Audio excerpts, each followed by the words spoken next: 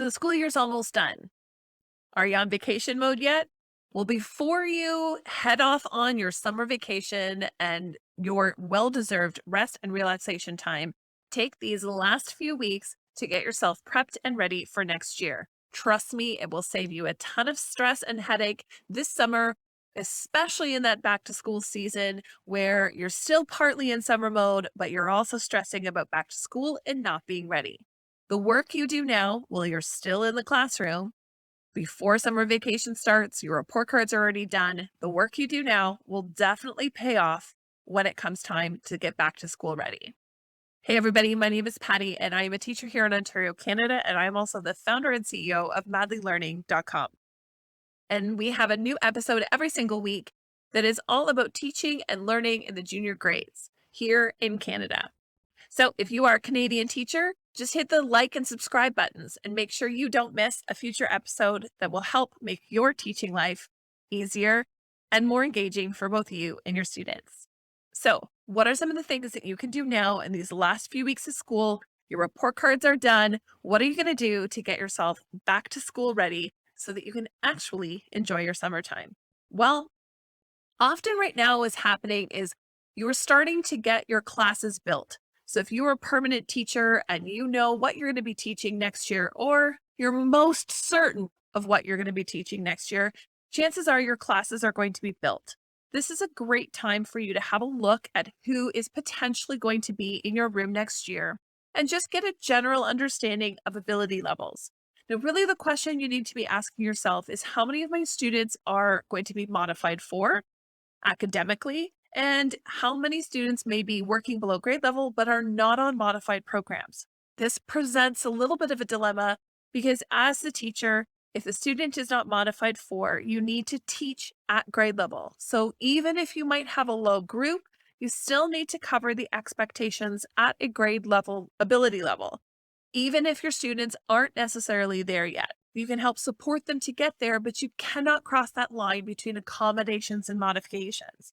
We have a previous video all about the difference between accommodations and modifications, and we will link it in the show notes to make sure that if you are wondering where that line is between modifications and accommodations, you can go check out that video for more information. But knowing the ability level of your class, the general area of where they are and how many students are working at what ability level will help you to plan for what you're looking for next year. Now, there's some things that you can do to get ready now here in June that will help you to relieve some stress and headache those last couple of weeks of August when you are really, really wanting to just stay in vacation mode, but your brain is starting to have the back to school scaries. So spend the time now so that your brain knows that you are ready to go. The first thing to do is really to look at the curriculum. Now, the curriculum here in Ontario, at least, seems to be constantly changing. We are constantly having updates. We have updates to the science curriculum. We've had updates in the last couple of years to the math. There's potential updates to the language curriculum coming. Those literally could be dropped at any point. And social studies has been revised recently as well. So there's been a lot of changes. Take the time now to just read through it. Know the content, figure out what it's asking you to do, what concepts you're covering, what things you're not. It's always good to refresh your idea and refresh your understanding of what's expected. Now, even though we do have some changes in the science curriculum, they're not tremendous amount of changes that are going to have to overhaul programs or need brand new resources, but there are some additional concepts, tweaks, and reorganization of some ideas into different strands. So taking this time to look at those expectations are going to help you get a better understanding of what you need to cover and where the parameters are. It's also a good idea to look at the grade before you and the grade after you to understand where the limitations are. For instance, in grade 5, students are expected to use numbers up to 100,000, but they don't go over 100,000. So really they're dealing with numbers that are 5-digit and less. So we want to make sure we understand where the grade level starts and ends in terms of expectations. So we know grade 4s are working on 4-digit numbers, grade 5s work on 5-digit numbers, and grade 6s work on 6-digit numbers. And knowing those parameters and limitations will help you put a frame around the concepts that you're going to be teaching next year. The second thing to do is to sit down and look at your long-range plans. Now, if you want a copy of my long range plans for grades 3, 4, 5, and 6, you can get those both in non-editable and editable versions. You can go to www.madlylearning.com and grab my long range plans to get you started, and you will find the link to those in the show notes as well. It's really important to long range plan because we need to first know where we're going. When we map out what we want to cover, when we want to cover it, and how long each thing is going to take, it helps us judge all throughout the year how we're doing, where we are, where we should be, how we can make up time, how we can adjust on the fly. Because we all know the best laid plans in teaching are probably not what's actually going to happen day to day in our classrooms. But when we operate from a system or a plan and we know what that system and plan is, it's going to make things a lot easier as we're actually in the thick of it, because we can constantly be referencing back to that plan and make sure that we are on target or adjust accordingly all throughout the year to minimize our stress about what is getting covered and when. It also means that we don't overspend too much time on one concept and we are more aware of how we need to adjust and complete and move on and get everything covered. So check out those long range plans at www.madlylearning.com and use those to help you make your own long range plans that work with you and your teaching partners. The third thing to do is start gather resources. Now, I always like to gather resources that are comprehensive. I don't want just activities here and there that I have to put together. I have 3 kids. I'm running Madly Learning. I've got kids in competitive sports, and every once in a while, a husband that would like some attention. So, because of that, I want plans that are going to help me all year long. They're going to give me everything I need, that I can take those resources and use them because they're so comprehensive. They have the plan laid out. This is exactly why we design Madly Learning resources the way we do. We're not just offering worksheet packages or one-off lessons, but we really want to help teachers fit it all together. That's our goal always, is to figure out and simplify how curriculum goes together from beginning to end. It relieves the time and the planning and the mental load of actually seeing what goes together. It allows you to take those resources because you know the trajectory and the plan and tailor them specifically to your classroom. It's very rare that we would ever recommend someone taking a resource and then following it to the T and just expecting it to work. There is no way any resource is going to make you a great teacher, but the resource is definitely going to clear the path to allow that good teaching to shine. And that's what good resources do. They clear the path.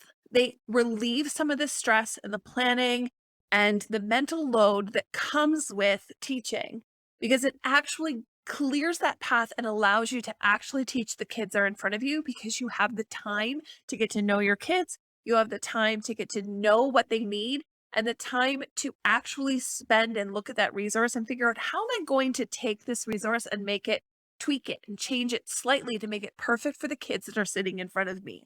That is so much easier to do when you don't have to sit and sift through pages and pages of Pinterest or Google searches just to find that one little resource that you might need for tomorrow's lesson, because you can stop planning hour to hour and day to day and start planning month to month or the whole year out, because you've got the resources you need.